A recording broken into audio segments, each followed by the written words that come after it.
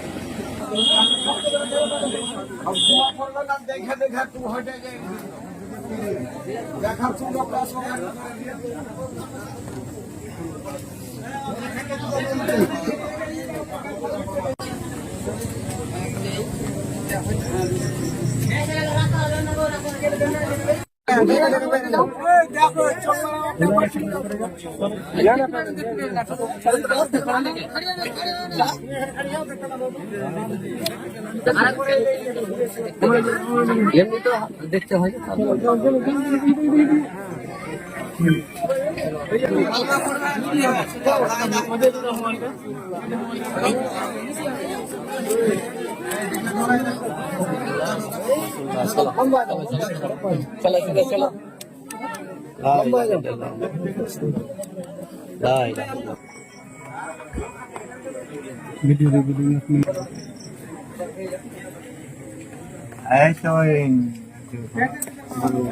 चलो